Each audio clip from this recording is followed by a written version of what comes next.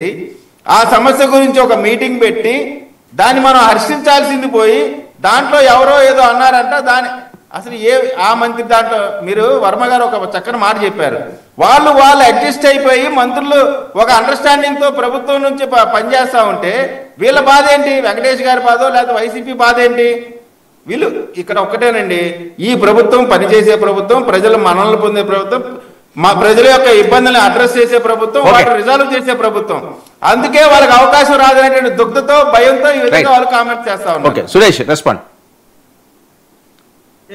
నవ్వాలా ఏడవాలో కూడా అర్థం కావడం లేదు సార్. ఈ జనసేన తెలుగుదేశం పార్టీ ప్రతినిధులు సోదరులు మాట్లాడే మాటలకి ఆ రెండిట్లో ఏదో చేయాలా?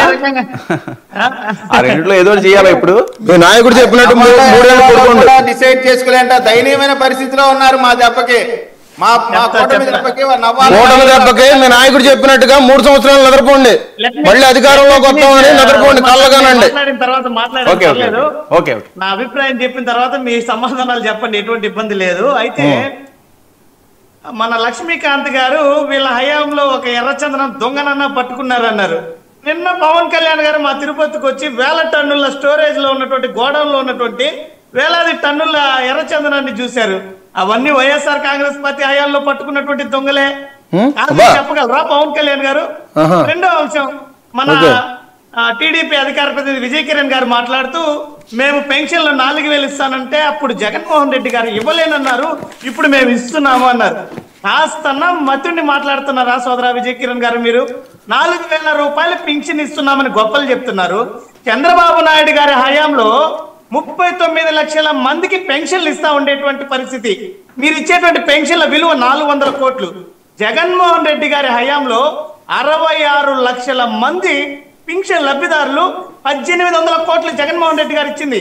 ఓకే, మీరు చెప్పినటువంటి విధానంలో ఈరోజు 18 నెలల కాలంలో జగన్మోహన్ రెడ్డి గారి పాలనలో వస్తున్నటువంటి 66 లక్షల పెన్షన్ లబ్ధిదారులు ఇప్పుడు 63 అయిపోయారు.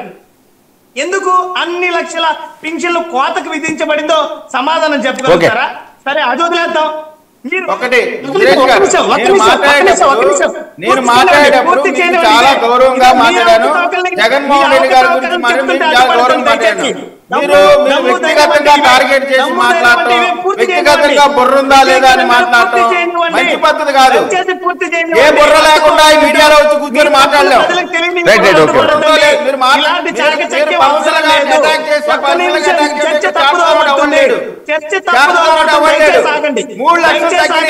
అదేదో పెద్ద అడిగిన దానికి సమాధానం చెప్పండి. నన్ను చెప్పనివ్వండి. ఇదే ఇది చర్చని తప్పుదో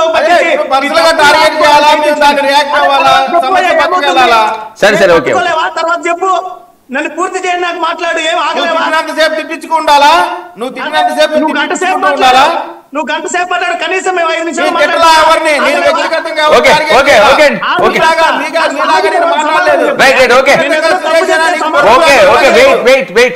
తప్పు చెప్తే తప్పు చెప్పాను. నీ తరలో చెప్పు. తప్పుగా మాట్లాడారు కాబట్టి సరే సురేష్ పర్సనల్ గా ఎందుకు పాయింట్లు చెప్పు. నేను తప్పు చెప్పినా నీ టర్న్లో వివరణ ఇచ్చుకో. సరే అంత టైం లేదు, త్వరగా మాట్లాడండి. ఒక్క నిమిషం సార్. ఇప్పుడు నేను ఒక మాట చెప్తున్నా. తెలుగుదేశం కూటమి ప్రభుత్వం పెన్షన్ల విషయంలో మాట్లాడారు కాబట్టి నేను చెప్తున్నా. వీళ్ళు అధికారంలోకి వస్తానే 50 సంవత్సరాల ఎస్సీ ఎస్టీ బీసీ మైనారిటీ వర్గాలకి పెన్షన్ 4000 రూపాయలు ఇస్తున్నారు.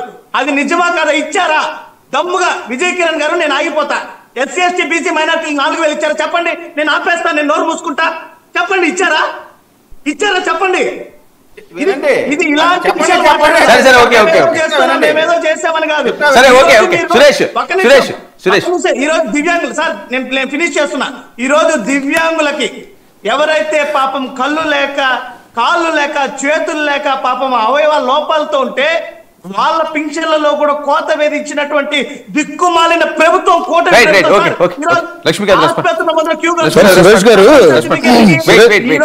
ఎంత ఇబ్బందులు పడుతున్నారంటే సురేష్ గారు మొన్న తిరుపతి